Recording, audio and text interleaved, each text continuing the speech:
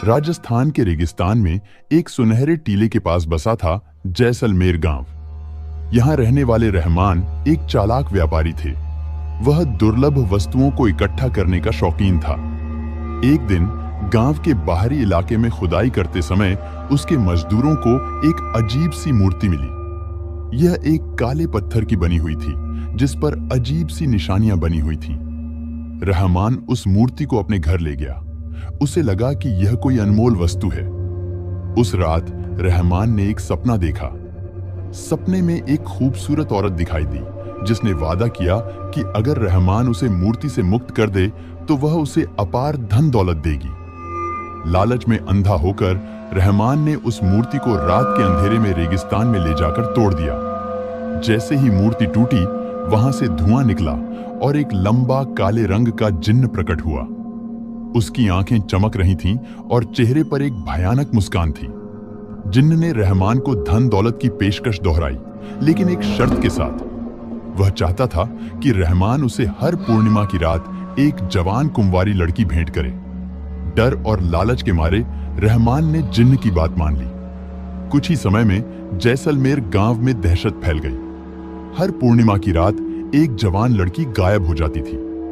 गांव के मुखिया और मौलवी हर तरह के जतन कर रहे थे, मगर कोई सुराग नहीं मिल रहा था। रहमान को मिला हुआ धन गांव में चर्चा का विषय बन गया। लोग अचानक उसकी दौलत का स्रोत जानना चाहते थे। रहमान डरा हुआ था। उसे डर था कि कहीं उसका राज्य खुल ना जाए। एक दिन रहमान की बेटी सोनिया, जो उम्र दराज कुंवारी थी, लापता हो गई। पहले तो रहमान ने इसे गांव में हो रही अन्य घटनाओं से जोड़ा, लेकिन जल्द ही उसे एहसास हुआ कि जिन्न ने उसकी ही बेटी को चुना है। अपने किए पर पछताते हुए रहमान ने गांव के सबसे बुजुर्ग व्यक्ति हकीम सलीम से मदद मांगी। हकीम सलीम जाने माने तांत्रिक थे जिन्हें जिन्हों और जादू टोने का अच्छा ज्ञान था। हकीम सलीम ने रहमान को बताया कि यह जिन्न एक शातिर और खतरनाक जिन्न है। उन्होंने बताया कि जिन्न को केवल विशेष मंत्रों और जादुई तावीजों की मदद से ही कैद किया जा सकता है। इसके लिए हकीम सलीम को कुछ दुर्लभ जड़ी बूटियों और प्राचीन ग्रंथों की आवश्यकता होगी। हकीम सलीम ने एक जटिल अनुष्ठान की तैयारी शुरू कर दी। रहमान ने अपनी सारी दौलत इकट्ठी कर हकीम सलीम को जरूरी सामग्री जुटाने में मदद की। गांव के लोग भी रहमान के किए की सच्चाई जानकर सहयोग के लिए आगे आए। पूर्णिमा की रात हकीम सलीम ने रेगिस्तान में एक जादुई घेरा बनाया। रहमान को डर और पछतावे से ग्रस्त देखकर हकीम सलीम ने उसे हिम्मत दिलाई। जैसे ही जिन्न प्रकट हुआ, हकीम ने पूर्व तैयार किए गए मंत्रों का जाप किया और विशेष तावीज जिन्न की तरफ फेंके। जिन्न अचानक से चमक उठा और क्रोध से चीखने लगा। मंत्रों की शक्ति और तावीजों के प्रभाव से जिन्न कमजोर पड़ने लगा। हकीम सलीम ने एक विशेष जाल जिन्न पर फेंका जो उसे जकड़ गया। जाल में फंसे हुए जिन्न ने हकीम सलीम से छूटने के लिए कई तरह के लालच दिए, लेकिन हकीम अडिग रहे। उन्होंने जिन्न को वापस उसकी जेल यानी मूर्ति में कैद करने का मंत्र पढ़ना शुरू किया। मंत्र पूरा होने से पहले ही जिन्न ने रहमान को देखा। उसने रहमान को धमकाया कि अगर वह उसे छोड़ दे तो वह उसकी बेटी सोनिया को वापस लौटा देगा। पछतावे से व्याकुल रहमान ने हकीम सलीम को रुकने के लिए कहा। वह अपनी गलती की सजा भुगतने के लिए तैयार था। उसने हकीम से विनती की कि जिन्न को सोनिया को वापस लाने का मौका दिया जाए। हकीम सलीम जानते थे कि जिन्न की बातों पर भरोसा नहीं किया जा सकता, लेकिन रहमान की पीड़ा को देखते हुए उन्होंने जिन्न को एक मौका देने का फैसला किया। जैसे ही जिन्न को कैद करने का मंत्र रुका, उसने एक खौफनाक हंसी गूंजाई और रेगिस्तान में अंधेरे में गायब हो गया। रहमान सन्न रह गया। हकीम सलीम ने उसे चेतावनी दी थी, मगर लालच और पछतावे के मिश्रण में उसने बुद्धि खो दी थी। अगली सुबह पूरे गांव में सन्नाटा छाया हुआ था।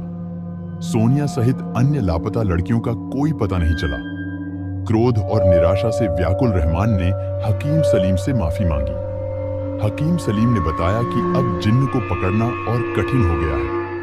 उन्होंने कहा कि जिन्न को रोकने का एकमात्र तरीका यह है कि उसे वापस उसकी मूर्ति में कैद किया जाए।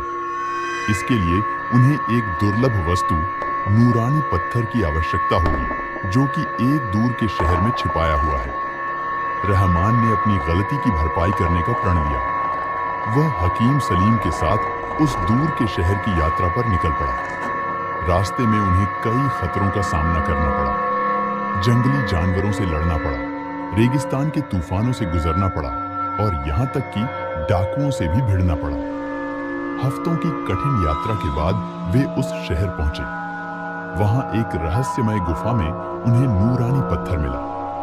गुफा के बाहर निकलते ही उनका सामना जिन्न से हुआ। जिन्न ने उन्हें पत्थर छीनने की कोशिश की, लेकिन हकीम सलीम ने अपने जादू का इस्तेमाल कर उसे रोक लिया।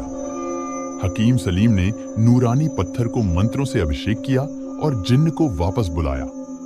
जिन्न क्रोध से आग बबूला हो उठा। उसने हकीम पर हमला किया, लेकिन रहमान ने बीच में कूद पड़कर हकीम को बचा लिया। जिन्न ने रहमान को धक्का दिया, जिससे वह एक गहरी खाई में गिर पड़ा। जैसे ही रहमान गिर रहा था, उसने हकीम को चिल्लाकर कहा कि वे मंत्र पूरा करें। हकीम सलीम ने हताश होकर मंत्र पढ़ना शुरू किया।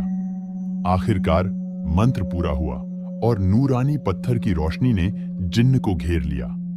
जिन्न चीखता हुआ वापस उसी मूर्ति में कैद हो गया जहां से वह निकला था। रहमान की मौत ने पूरे गांव को शोक में डुबो दिया। हालांकि उसने अपनी गलती की कीमत चुकाई थी, लेकिन उसने जिन्न को रोकने का एक रास्ता भी खोल दिया था। हकीम सलीम ने मूर्ति को वापस रेगिस्तान में ले जाकर दफना दिया।